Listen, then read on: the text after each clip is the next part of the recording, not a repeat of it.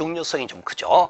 그래서 이제 건축행위, 대수는 용도 변경행위인데 실질적으로 이 용도 변경에는 거의 매년 시험에 나오고 있습니다. 매년 시험에 나오고, 그 다음에 여기 이제 건축행위와 대수도행위도 그래도 항상 준비해야 될 내용이다. 그걸 먼저 말씀드리겠습니다. 자, 우리가 건축행위라는 구성에는 구성이 5가지예요. 신축, 정축, 개축, 재축, 이전 이렇게 해서 이 5가지를 가지고 우리가 건축행위라고 구성을 두고 있는데 여기서 첫 번째로 이렇게 뭐냐면 우리가 건축이라고 표현을 하게 되면 이 5가지가 모두 가능한 의미가 되지만 경우에 따라서 정축, 개축, 재축이라는 단어가 직접 사용될 때는 상대적으로 뭐는 되지 않는 거다. 신축은 되지 않는다. 그런 의미를 먼저 하나 파악을 해보시라고. 그 다음에 두 번째로 우리가 이 신축이라고 하는 것은 출발 개념이 비인 땅이에요. 나대지라고 표현해도 관계없겠죠. 비어있는 땅에서 짓는 개념이 나와야 되고요. 나머지 증계, 재축, 이전이라고 하는 것은 이미 건축물이 설치되어 있는 땅입니다. 이미 건축물이 설치되어 있는 땅에서 증계, 재축이라는 개념이 출발하구나. 그걸 먼저 전제를 까시고, 자 보겠습니다. 나대지입니다. 비어있는 땅에 건물이 지어졌다. 신축이라고 칭하는 거죠. 그러면서 주의할 게 하나 있어. 부속 건축물이 있는데 주된 것 지어지면 신축이라고 하는 겁니다. 그러면 여기서 그럼 부속 건축물이 뭔지를 알아야 돼요. 부속 건축물이란 주된 건축물과 분리돼서 설치가 된 부속 용도의 건축물을 가지고 우리가 부속 건축물이라고 그런다고. 자 보겠습니다. 농어촌 지역입니다. 자 여기 창고가 있는 땅이에요. 이 땅에 이번에 새로이 분리가 된 상태에 주택을 짓습니다. 이때 새로이 지어지는 주택들은 창고의 증축이라고 표현해서는 안 된다는 거지. 바로 이런 것들은 이제 주택의 신축이다라고 표현하라는 거죠. 자, 그럼 이걸 이제 반대로 증축해서 설명드릴 테니까 한번 봐보세요. 증축이란 건축 면적, 연면적, 층수, 높이 등 아무튼 기존에 있는 것보다 커지면 모두가 증축이 되는 거예요. 그러면 상대적으로 한번 봐보실랍니까? 부속 건축물이 있는데 부속 건축물 지었다. 증축. 주된 거 있는데 부속 지어도 증축. 주된 거 있는데 주된 거 지어도 증축입니다. 어떤 것 짓는데 증축이라고요? 그런 걸 왜 따지십니까?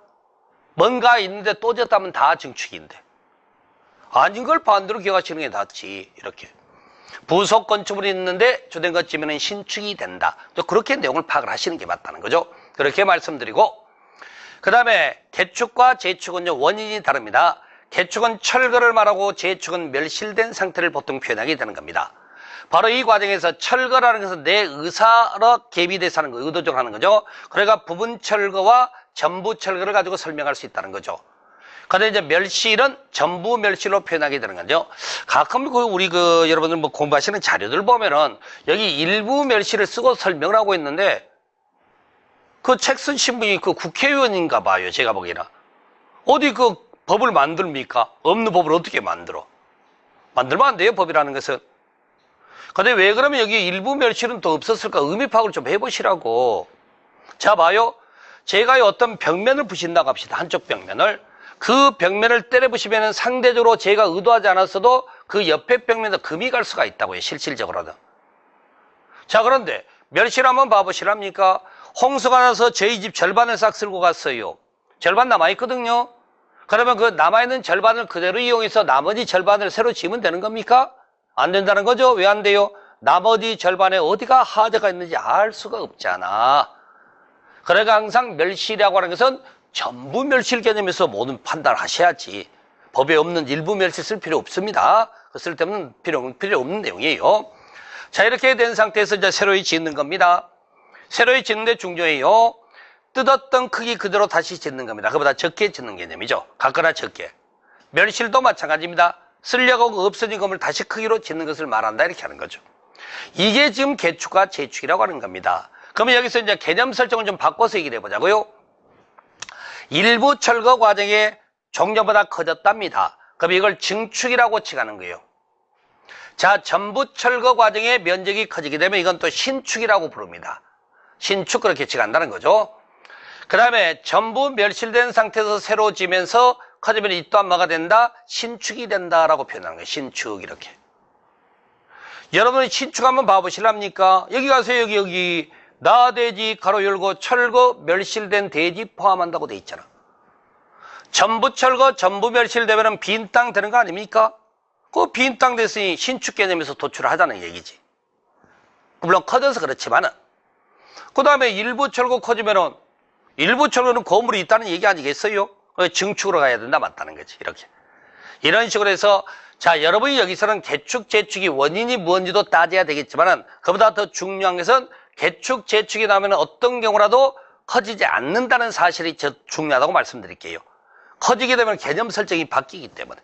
바로 그런 걸 좀 생각해 보시기 바라고, 이전이란 우리가 건축물의 이제 주요 구조부를 따로 좀 이따 배울 겁니다만은, 주요 구조부를 해체하지 않고입니다.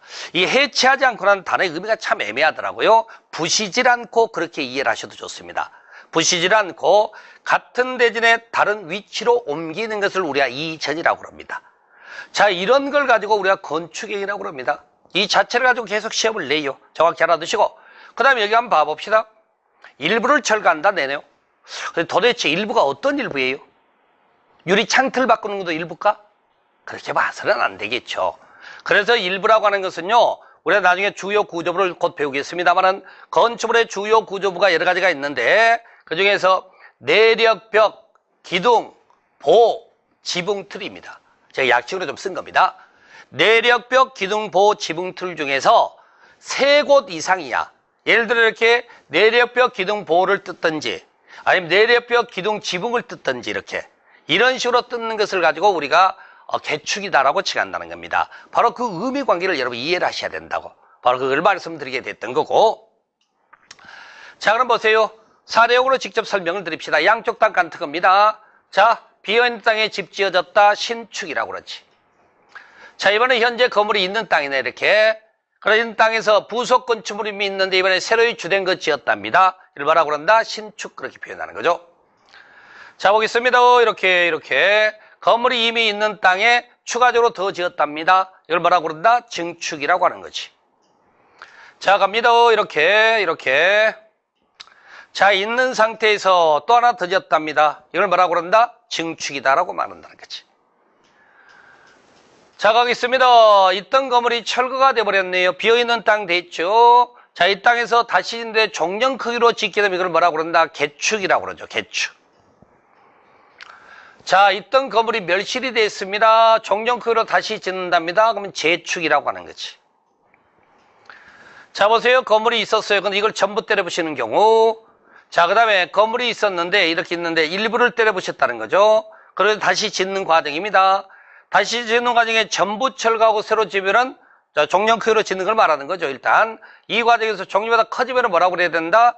이때는 신축이라고 그래야지. 다만 일부 철거하고 종류보다 크게 짓게는 그 뭐가 된다? 증축이라고 표현하는 거죠. 자, 그 다음에 보세요. 자, 멸실이 됐어요. 짓습니다. 종류보다 더 크게 짓습니다. 그럼 또 이것도 뭐라고 그런다? 신축이라고 표현한다는 거지. 바로 이런 식으로 해서 이제 그 구성관계를 여러분 이해를 하시게 되는 겁니다. 자, 그러면서 또 보겠습니다. 자, 이전인데요. 목적 건축물이 있는 상태, 이 상태지만 이 건물 위치가 이렇게 된 같은 땅이니까. 자, 현실적으로 우리가 이전을 얘기할 때는요, 콘크리트 구조물은 불가능합니다. 자, 이 건물 뜯어다가 옮겨봅시다. 어떻게 옮겨요? 어떻게 뜯어? 다 때려 부셔야 된다고. 이건 뜨는 개념이 아니지. 근데 목적 건축물 한번 봅시다. 문화재 이전 사업 같은 거 한번 해봅시다. 스몰지역 안에 문화재가 포함이 된답니다. 그럼 그대로 스몰 시킬 수는 없죠? 그럼 이제 그것을 옮겨야 되겠죠. 어딘가 산정상으로. 어떻게 올라가서 지붕 위 기와장 하나하나 일일이 다 이렇게 드러내면 돼요. 그리고 이제 그러고 나서는 이제 대들보도 드러내고 그다음에 기둥도 드러내고 그다음에 심지어 주춧돌까지 드러내서 산 꼭대기에 올라가서 반대로 배치하면 되겠네. 다시 반대로. 그러면 건축물이 그대로 넘어가는 거니까. 자, 이런 이제 같은 땅은 얘기한 건 아니야. 근데 목적 건축물일 때 그럴 수 있다는 얘기를 하는 거죠. 자, 목적 건축물인데 이렇게 새로 짓게 됐다죠. 이 위치에 있었던 거죠. 근데 이걸 뜯습니다. 뜯어서 옆으로 앉힌다. 옆으로. 이렇게. 이런 걸 이전이라고 표현하는 겁니다. 그러면 여러분들 이전을 달리 개념으로 설명 한번 해볼까요? 제가. 자, 갑의 땅은 빈 땅이고 을의 땅은 을의 땅이 꺼져 있고 병의 땅은 건물이 있는 땅이라는 거지. 근데 현재 을의 땅에 이런 게 있네요.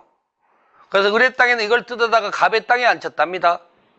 이전은 아닙니다. 이전하기 뭐라고 그런다? 갑의 땅의 신축이라고 그래야지. 자, 을의 땅에 있는 거 뜯어다가 병의 땅에 추가적으로 앉혔습니다. 그럼 이 병의 땅에서 뭐라고 그래? 증축이라고 그러는 거죠. 이전이 되려면은요, 같은 땅 안에서 모양이 바뀌는 거라니까, 다른 땅으로 오면 다른 땅에 대한 판단을 하시면 되는 거지. 바로 이런 식으로 그 구성을 이해를 하셔야 된다는 얘기죠.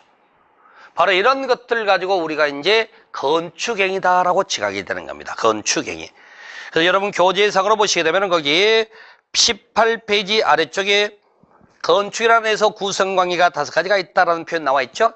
바로 그 내용을 좀 여러분이 살펴보시게 됐던 거고, 그 다음에 그 다음 페이지 뭐 부속 건축물, 부속 용도 등등 바로 그런 것까지 여러분들이 정리를 좀 해두시면 되겠습니다. 그래서 건축이란 걸 꼭 좀 확인을 할 줄 알아야 됩니다. 자, 이번 시간 여기까지 하겠습니다.